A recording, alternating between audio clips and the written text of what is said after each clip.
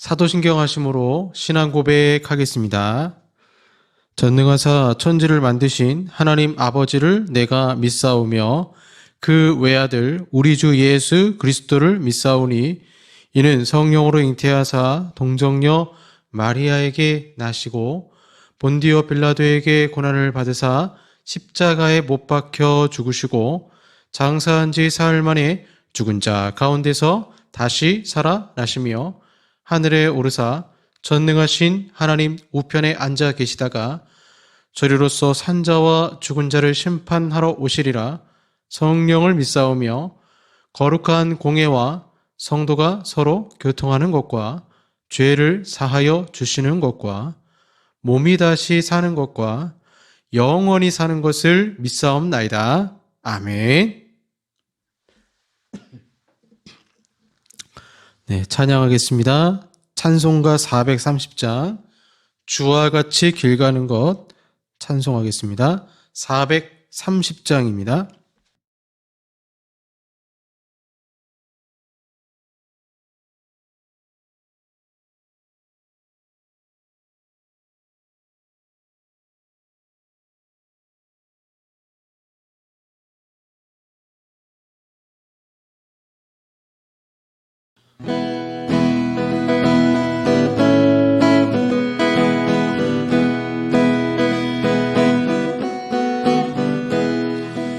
주와 같이 길 가는 것 즐거운 일 아닌가.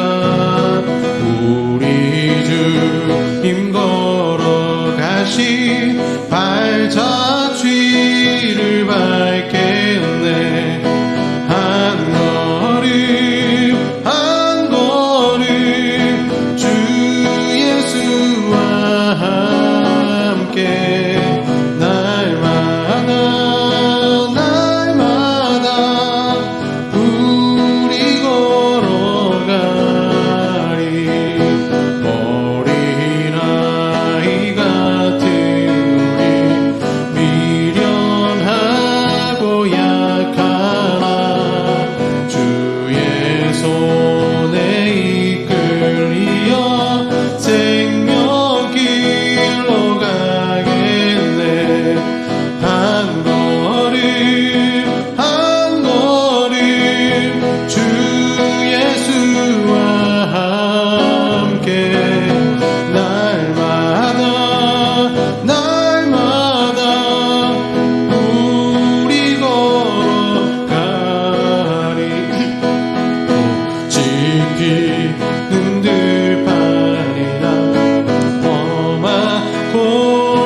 짝이라도 주가 인도하는 대로 주와 같이 가겠네. 한 걸음 한 걸음 주 예수와 함께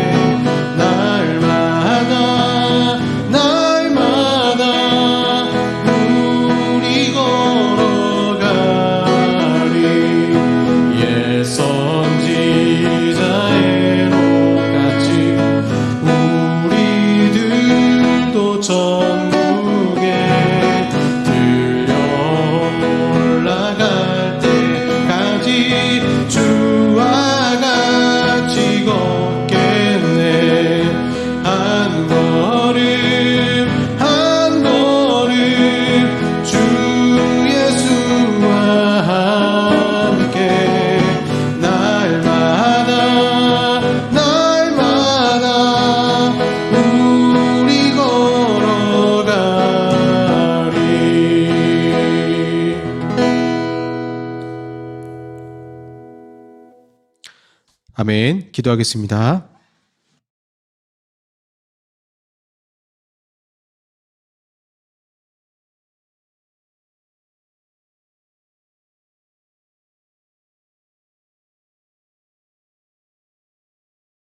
사랑의 아버지 하나님 감사합니다. 한 걸음 한 걸음 주 예수와 함께 에녹과 같이 날마다 동행하며 살기를 주여 원합니다.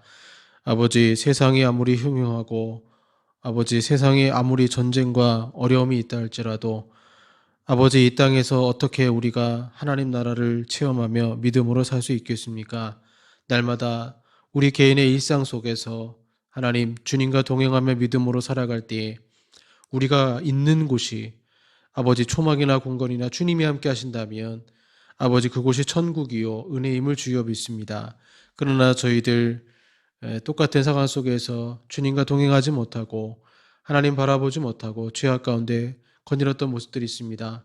주님 십자가의 보혈로 용서하시고 다윗이 어디 있든지 간에 하나님과 동행하며 기도했고 또 사도 바울이 어디 있든지 간에 복음을 전했던 것처럼 저희들의 삶이 하나님 어떤 어려움이 있다 할지라도 광야가 있다 할지라도 주님과 동행하며 믿음으로 승리할 수 있도록 아버지 인도하여 주시옵소서. 참으로 마음의 평강이 필요하고 주님의 위로하심과 치료하심이 필요한 이 시대임을 아버지 앞에 고백합니다. 오늘도 말씀을 듣고 기도하는 가운데 주의 음성 듣게 하시고 하나님께 온전히 예배드릴 때 영과 진리로 예배드릴 때 주님의 임재가 온전히 우리 가운데 있게 하시며 오직 하나님께만 영광 돌리는 귀한 예배가 되게 하여 주시옵소서. 예수님 이름으로 기도합니다. 아멘.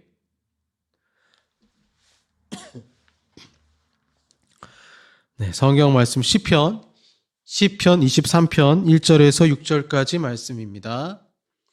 시편 23편 1절에서 6절까지 말씀입니다. 구약 818쪽이 되겠습니다. 시편 23편 1절에서 6절까지 말씀입니다. 봉독하겠습니다. 여호와는 나의 목자시니 내게 부족함이 없으리로다. 그가 나를 푸른 풀밭에 누이시며 쉴 만한 물가로 인도하시는도다. 내 영혼을 소생시키시고 자기 이름을 위하여 의의 길로 인도하시는도다. 내가 사망의 음침한 골짜기로 다닐지라도 해를 두려워하지 않을 것은 주께서 나와 함께 하심이라. 주의 지팡이와 막대기가 나를 안위하시나이다. 주께서 내 원수의 목전에서 내게 상을 차려 주시고 기름을 내 머리에 부으셨으니 내 잔이 넘치나이다. 내 평생의 선하심과 인자하심이 반드시 나를 따르리니 내가 여호와의 집에 영원히 살리로다. 아멘. 네, 오늘 광야 마지막 그늘 살펴보겠습니다. 그늘이란 제목으로 말씀 나누도록 하겠습니다. 적금 타서 낙타를 사라. 이현실의 목조 주점이라는 노래가 있습니다. 그 노래 가사가 이렇게 나와요. 월말이면 월급 타서 로프를 사고 연말이면 적금 타서 낙타를 사자. 그래 그렇게 산에 오르고 그래 그렇게 사막에 가자. 이 노래에서 연말이면 적금을 타서 낙타를 사자고 합니다. 낙타를 왜 사는가? 사막에 가기 위해서 낙타를 사자라는 거죠.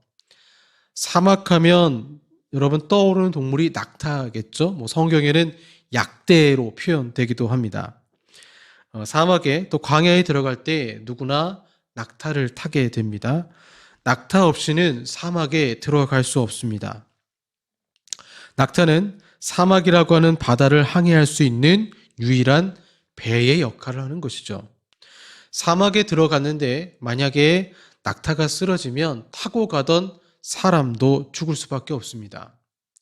뜨거운 사막에서 걸어봤자 사람이 얼마나 걸을 수 있겠습니까? 사막에서는 인간의 생사가 낙타에게 달려있는 것이죠. 그렇기 때문에 건강한 낙타를 잘 골라서 사막에 들어가야 됩니다. 어느 누구도 낙타 없이는 사막에서 살아남을 수 없기 때문입니다. 성경을 보시면 낙타에 관한 이야기가 많이 나와요. 아브라함이 아들 이삭의 아내 될 사람을 구해오라고 종을 메소포타미아로 보냈는데 그때 10마리의 낙타를 종에게 주어 보냈습니다. 낙타가 그만큼 귀했기 때문에 결혼 승낙을 받기 위한 중요한 예물이었던 것이죠. 기드온의 사사기에 보시면 기드온의 300용사 이야기가 나오는데 그때 낙타가 등장하죠. 그 당시 미디안, 오늘날의 사우디아라비아죠. 그 미디안 군대가 해마다 광야에서 사는 사람들이니까 그 이스라엘 평야를 습격을 했습니다. 사막 지역에 사는 유목민이었기 때문에 곡식을 얻기 위해서 먼 곳까지 이스라엘을 약탈하러 왔던 것입니다. 사우디아라비아에서 이스라엘 평야까지 그 먼 길을 여러분 무엇을 타고 왔겠습니까? 바로 낙타입니다. 사사기 7장 21절을 보면 사람 수보다 낙타의 수가 정말 해변에 모래같이 많았다라고 나와요. 즉 광야에서 살아남으려면 낙타가 꼭 필요했던 것입니다. 여러분 광야가 왜 살기 어렵습니까? 햇볕이 너무 강하기 때문입니다. 습하지는 않지만 아주 건조해요. 성경에 나오는 나무들, 오아시스에 있는 나무가 아니면 다 가시나무입니다. 수분이 없으니까요. 엘리야가 이세벨에게 쫓겨서 도망가게 되었을 때 광야 여행 중에 로뎀 나무 아래에서 쉬기를 원했습니다. 로뎀 나무는요, 관목입니다. 관목. 가시만 무성해서 그늘을 만들지 못해요. 그래서 엘리야는 너무 지쳐서 거룩한 하나님의 선지자였음에도 불구하고 그늘만 있었다면 아마 그런 극단적인 생각을 안 했을 거예요. 나무 그늘에서 쉬기를 원했는데 로뎀 나무가 가시나무이다 보니까 좀 힘들었던 거죠. 이 건조한 곳에서는 사실 그늘만 있어도 굉장히 시원하거든요. 누구나 광야에 나가면 맨 처음 하는 일이 있다라고 합니다. 햇볕을 피해 그늘을 찾아가는 것입니다. 양들도 한낮에는 그늘을 찾아가 쉬고요. 소들도 마찬가지입니다. 모든 동물이 큰 나무에 그늘을 찾습니다. 그러나 여러분, 광야에서는 나무를 찾기가 쉽지 않아요. 겨우 찾을 수 있는 것이라고는 자그마한 키에 덤불에 가까운 로뎀 나무 같은 것들 뿐입니다. 그러면 어디에 가야 제대로 된 그늘을 찾을 수 있을까요? 예수님은요, 광야 40일 동안 기도하셨잖아요. 공생애를 시작하기 전에. 그때 이제 공생애 시작하시고 이제 광야 40일 기도하시는데, 그때 해가 쨍쨍 내리쬐는 광야 한가운데서 예수님이 금식하시면서 기도하셨을까요? 그런 곳에서는요, 1시간도 기도하지 못합니다. 일사병에 걸려 쓰러지고 말 것입니다. 예수님은 낮에는 햇볕을 피할 수 있고 밤에는 이슬을 피할 수 있는 곳을 찾아가서 기도하셨어요. 그곳이 어딜까요? 굴입니다. 동굴. 근데 동굴에 단점이 있어요. 들짐승들도 낮의 해와 밤의 이슬을 피해 굴 속에 숨죠. 그래서 굴에서 예수님 기도하실 때 이 예수님 보호하기 위해서 들짐승들이 해하지 못하도록 천사들이 수종 들었다라고 성경에 나오는 것입니다. 마가복음 1장 13절에 나오죠. 엘리야를 보세요. 엘리야는 호렙산에 올라가 기도하면서 하나님의 음성을 기다렸습니다. 그때 그가 동굴에 있었는데 모세의 동굴이었죠. 모세가 기도했던 동굴에서 엘리야가 기도했습니다. 엘리야도 이 동굴이 없었다면 견디지 못했을 것입니다. 사울에게 쫓기던 다윗도 보세요. 다윗이 숨어 산 곳도 역시 동굴이죠. 굴이에요. 광야에서 낮의 더위와 밤의 추위를 피할 수 있는 유일한 곳이 굴이기 때문입니다. 요나 선지자는 니느웨에 올라가 40일 후에 하나님이 니느웨 성을 멸망시킬 것이라고 외쳤습니다. 만약 요나에게 하나님 아버지의 마음이 있었다면 40일 내내 회개하라라고 외쳐야 되는데 그러지 않았죠. 그는 적국인 니느웨가 망하기를 소망했습니다. 그래서 하루만 딱 외치고는 니느웨 성이 멸망당하는가를 지켜보려고 텐트를 치면서 이제 보게 된 거죠. 그때 하나님이 그런 요나를 위해서 준비한 것이 있는데 그것이 뭐냐면 박넝쿨과 벌레와 뜨거운 바람이었습니다. 하나님 여호와께서 박넝쿨을 예비하사 요나를 가리게 하셨으니 이는 그의 머리를 위하여 그늘이 지게 하며 그의 괴로움을 면하게 하려 하심이었더라. 요나서 4장 6절 말씀이죠. 박넝쿨이 자라서 그늘을 만들어 주자 요나는 기분이 좋았습니다. 이내 벌레가 나타나 박넝쿨을 갉아먹자 요나는 짜증을 냈습니다. 설상가상 뜨거운 바람이 불어와 박넝쿨을 다 말려버리자 그는 심지어 하나님께 화를 냈습니다. 하나님, 어떻게 저에게 이러실 수 있단 말입니까? 차라리 죽여 주십시오. 아니, 그늘을 만들어주던 박넝쿨이 말라버린 것이 여러분 그렇게 화낼 일일까요? 그러나 요나의 상황을 보면 아마 다른 사람이 그 요나의 역할을 대신한다 할지라도 똑같이 그럴 수 있어요. 요나서 4장 8절에 이렇게 나옵니다. 해는 요나의 머리에 쪼임에 요나가 혼미하여 스스로 죽기를 구하여. 요나가 제정신이 아니라는 거예요. 죽기를 구했습니다. 햇볕이 너무 뜨거워서 요나의 머리가 혼미해진 것입니다. 그래서 차라리 죽게 해달라고 했던 것이죠. 니네는 이라크의 북쪽에 자리 잡은 곳이고 이라크는 사막입니다. 얼마나 햇볕이 뜨거웠으면 머리가 혼미해질 정도였겠습니까? 사막이 바로 그런 곳이에요. 그늘이 없으면 쓰러질 수밖에 없는 곳이 사막입니다. 제가 청년 때 정말 무더운 여름 날씨였습니다. 경동시장에 어떻게 가게 됐는데 콩국수가 너무 먹고 싶은 거예요. 콩국수가 너무 먹고 싶어가지고 경동시장 안에 콩국수 파는 데가 있나 없나 해서 막 돌아다니다가 이게 일사병이구나. 햇볕이 머리 쫙 비치는데 쓰러지기 직전이었습니다. 겨우 어디 음식점 발견해서 이제 시원한 음식을 먹고 정신을 바짝 차렸던 적이 있지만 햇볕이 굉장히 시원하거든요. 해가 나를 바로 비치고 광야 가운데 그런 곳에서 계속 비치게 되면 사람이 정신이 혼미해질 수밖에 없죠. 그래서 광야에서 꼭 있어야 되는 게 그늘입니다. 그늘이 꼭 필요해요. 그런데 여러분 이스라엘 백성들을 보시면 나무 한 그루 찾기 힘든 광야에서 어떻게 40년이나 그 광야를 버티며 또한 그 광야 생활 속에서 적들을 물리치면서 가나안 땅까지 이를 수 있었을까요? 성경에 나와요. 구름 기둥 덕분입니다. 구름 기둥 덕분이에요. 광야에서는 낮에는 더워서 걷는 것이 거의 불가능합니다. 그래서 해가 없는 아침 일찍이나 저녁 또는 밤에 걸어야 합니다. 그런데 하나님이 이스라엘 백성들이 낮에도 행군할 수 있도록 구름 기둥을 보내주신 것입니다. 뜨거운 햇볕을 막아 그늘을 만들기 위해 하나님은 친히 구름 기둥을 보내신 것이죠. 그리고 오늘 본문 4절에 이렇게 나옵니다. 내가 사망의 음침한 골짜기로 다닐지라도 해를 두려워하지 않을 것은 주께서 나와 함께 하심이라. 주의 지팡이와 막대기가 나를 안위하시나이다. 이 사망의 음침한 골짜기에서 이 사망의 음침한에 해당한 히브리어 찰마웨트는 그림자를 뜻하는 찰과 죽음을 의미하는 무트의 합성어입니다. 그리고 무트는 아주 짙은 그늘, 흑암을 나타내요.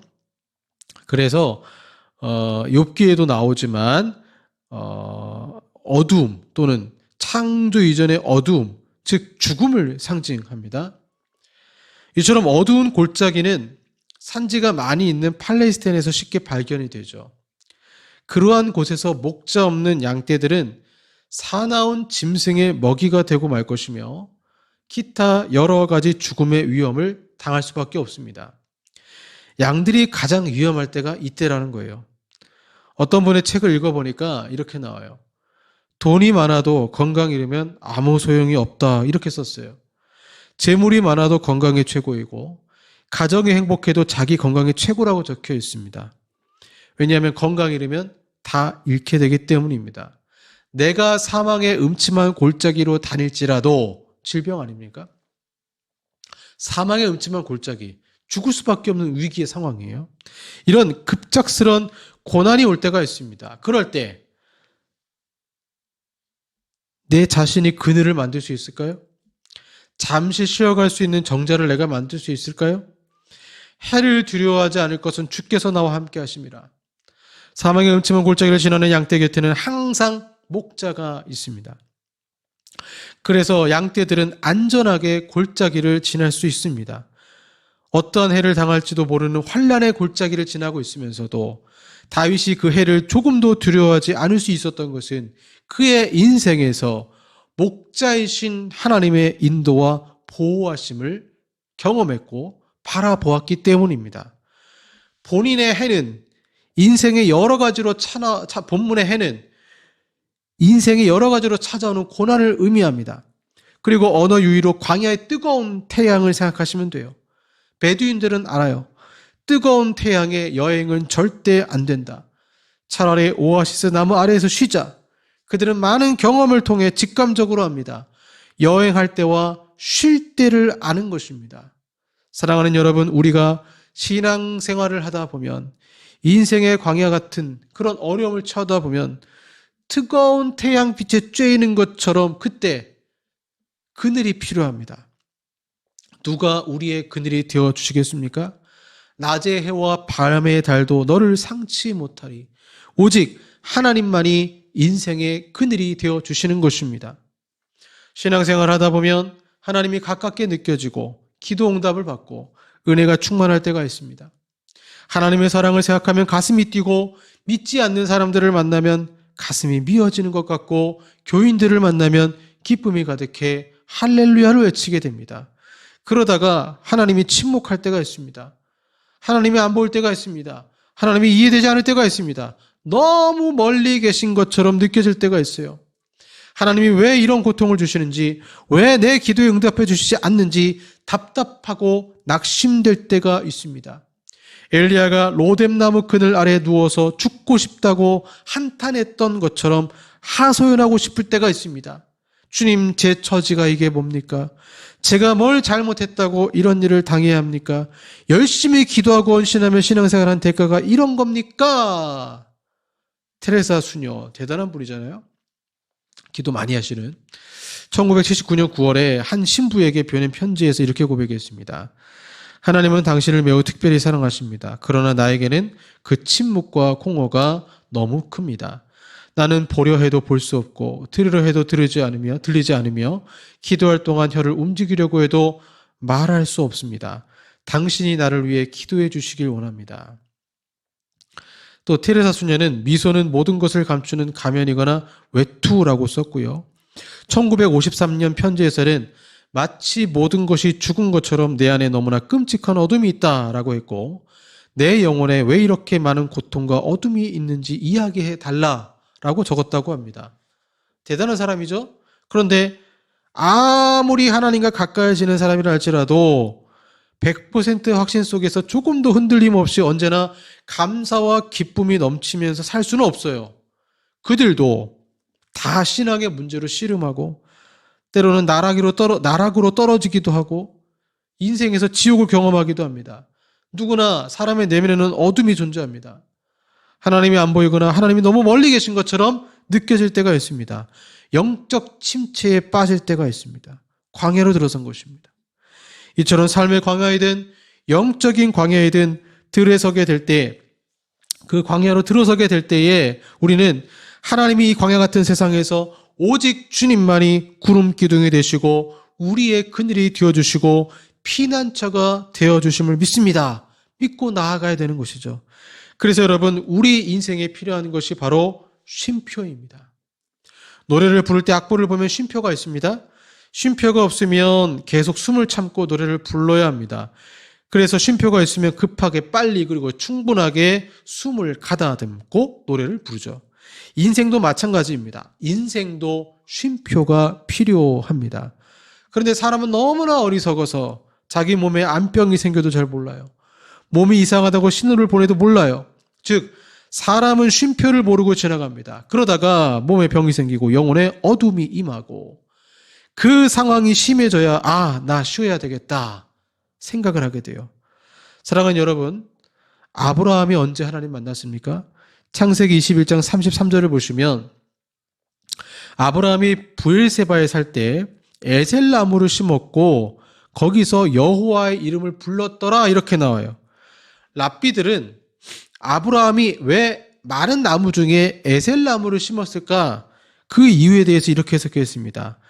브엘세바는 광야인데 아주 더운 지역이고 그늘이 없어요. 그래서 브엘세바를 지나면 광야로 접어드는데 그런 곳에 살았던 아브라함이 다른 나무가 아니라 에셀나무를 심은 이유는 에셀나무는 그늘을 만들어주기 때문이라는 거예요. 시원한 그늘이 있으니까 지나가던 사람들이 들렀다 갈 수 있어요. 아브라함은 에셀나무 그늘 아래 앉아 있다가 지나가는 나그네가 있으면 쉬었다 가겠다는 것입니다. 그리고 극진하게 대접을 하고 나서 하나님을 전했다라는 거예요.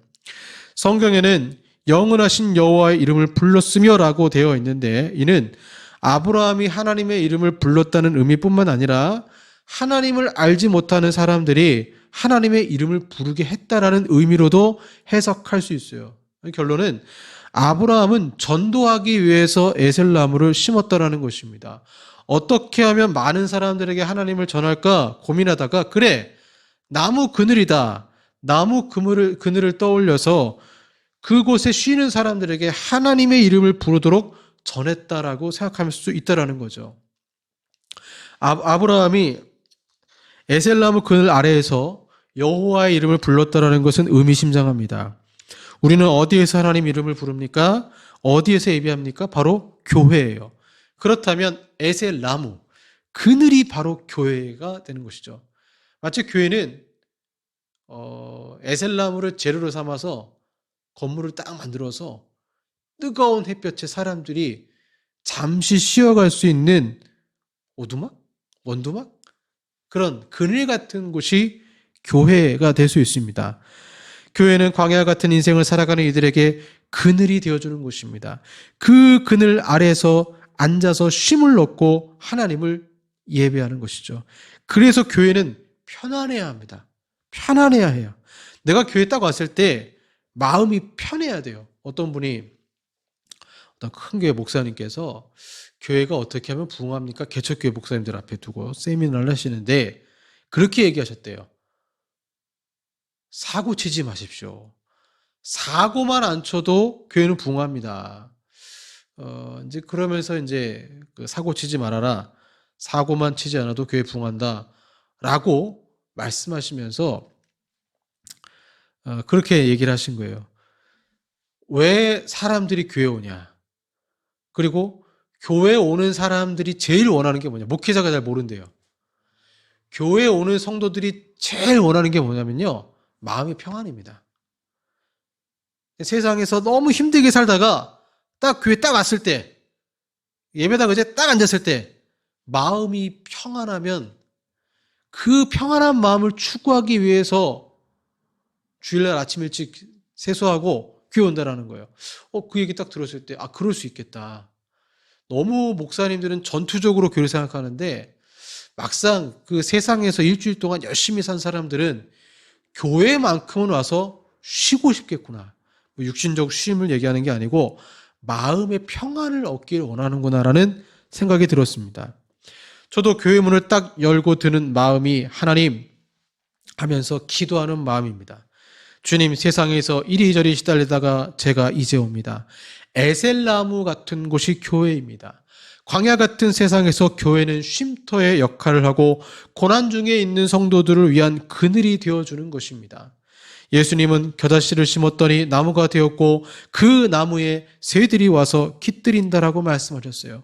교회는 새들이 날아와 둥지를 트는 나무와 같은 곳입니다. 지친 영혼들이 와서 쉼을 얻는 곳입니다. 나무는 스스로를 위해 그늘을 만들지 않습니다. 남을 위해서 그늘을 만들어요. 그 그늘을 만들기 위해서 나무는 무더위를 참고 견딥니다. 온몸으로 그늘을 만들어서 우리를 시원하게 해줍니다. 교회가 바로 그런 곳입니다. 교회는 광야 같은 인생을 살아가는 이들에게 그늘이 되어주는 곳입니다. 그런데 교회는 단순히 그늘 또는 피난처의 역할만 해당하지 않습니다. 교회는 에스겔서에서 나오는 것처럼 나는 그늘에서 쉬었는데 성전 문지방터에서 샘물이 솟아올라서 쉬었더니 치료받는 곳이기도 합니다. 그래서 다윗은 이렇게 고백하는 것입니다. 주의 지팡이와 막대기가 나를 안위하시나이다. 지팡이와 막대기는 목자의 장비이자 무기이죠. 지팡이는 양들을 인도하기 위한 장비이고 막대기는 일종의 무기로서 공격해오는 맹수들을 방어하는 도구입니다. 목자는 그래서 지팡이와 막대기를 정말 잘 사용을 해야 됩니다. 양이 구덩이에 빠지면 지팡이로 구해줍니다. 양이 잘못된 길을 가면 막대기로 때려서 바른 길로 가게 합니다. 광야에서 살아남으려면 반드시 그늘에서 쉬어야 하고 그늘에서 쉰 다음에는 또 광야로 들어가는데 혼자 가지 않습니다. 목자의 인도에 따라 지팡이와 막대기를 적절히 사용하여 양을 인도하는 것입니다. 그래서 교회에 와서 마음의 쉼을 얻었다면 성전 문지방터에서 나오는 물로, 즉 말씀을 듣는 것인데, 이 말씀이 다윗이 말하는 지팡이와 막대기의 역할을 하는 것입니다. 세상에 시달린 자들에게 위로도 되시고 내가 잘못된 길을 가고 있을 때 막대기가 되는 말씀을 통해 다시 이 광야 같은 세상 이길 힘을 얻고 나아가는 것입니다. 그러니 사랑하는 여러분, 우리는 소극적 차원에서 주의를 지켜서는 안 됩니다. 십계명에서 안식일을 거룩히 지키라고 하니까 율법적 차원에서 주의를 지키는 것이 아니에요. 여러분의 영혼을 위해서 주의를 지키십시오. 목자와 양 김난준 목사님 쓰신 책에도 나오지만 저는 지금까지 신앙생활하면서 가장 이해할 수 없는 성도들이 교회가 에셀나무가 아니라 가시나무인데 계속 그 교회를 다니는 성도들을 이해를 못하겠어요. 이해를 못하겠어요. 그렇잖아요. 아니 일주일에 한번 정말 집에서 쉬고 싶은 그 시간에 왜 교회까지 와서 말씀의 은혜도 못 받고 교회에서도 상처를 받고 가지? 목자가 안 맞으면 떠나야죠. 목자의 가르침이 잘못되면 떠나야죠. 교회가 그늘이 되지 못하면 뭐하러 그 교회를 다닙니까? 그늘이 되어주어야 하고 한 주간의 삶을 살아갈 때 지팡이와 막대기가 되어야 할 정말 중요한 말씀에 꼴도 먹이지 못하는 교회를 왜 다니는지 이해를 못하겠어요. 교회는 광야 같은 인생을 살아가는 이들에게 그늘이 되어주는 곳입니다. 바라기는 우리 은혜동산교회가 그러한 교회가 되길 소망합니다. 아브라함처럼 다른 이들의 그늘이 되어주는 교회가 되길 소망합니다.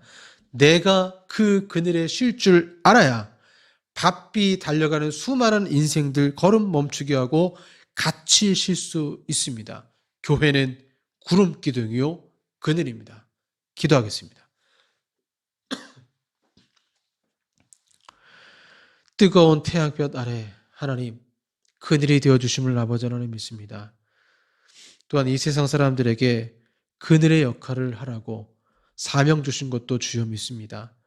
우리 교회가 또 우리 성도들이 속한 교회들이 그러한 아름다운 에셀나무로 만든 아름다운 그런 교회들이 되게 하시고 쉼이 있는 교회가 되게 하시고 교회에 딱 갔을 때 마음의 평안을 얻고 말씀을 들었을 때 은혜가 되어지고 하나님의 은혜 가운데 깊이 젖어갈 수 있는 그런 복된 교회들이 될 수 있도록 축복하시고 역사하여 주시옵소서.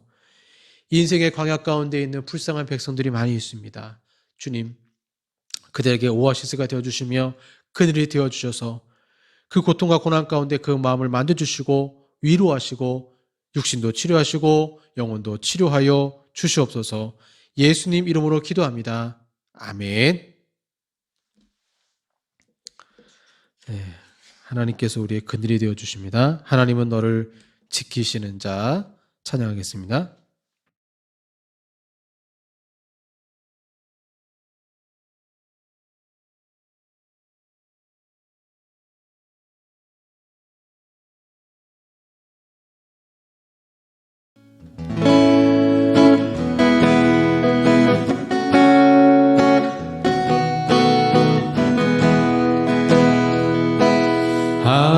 하나님은 너를 지키시는 자 너의 우편에 그늘 되시니 낮에 해와 밤에 달도 너를 잊지 못하리.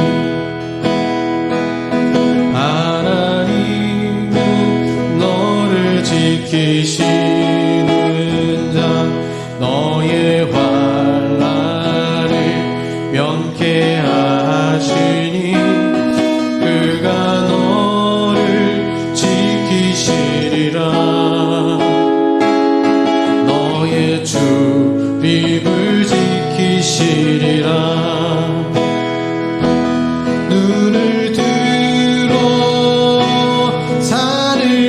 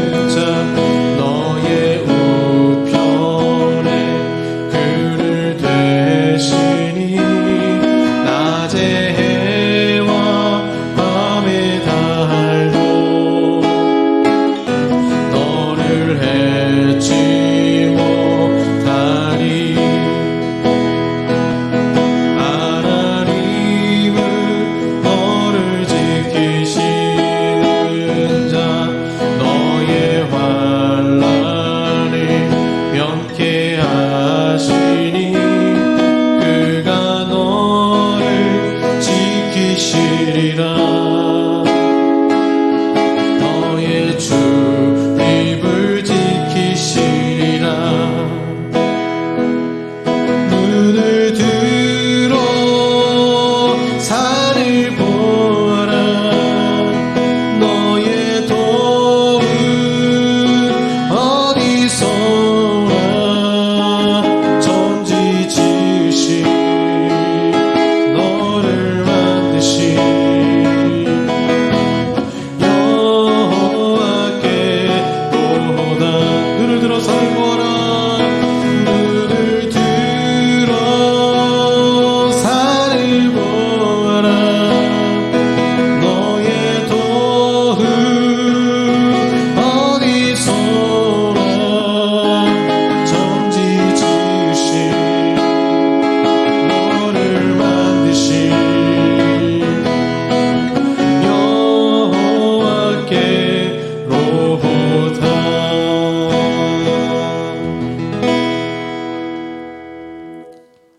아멘. 기도하겠습니다.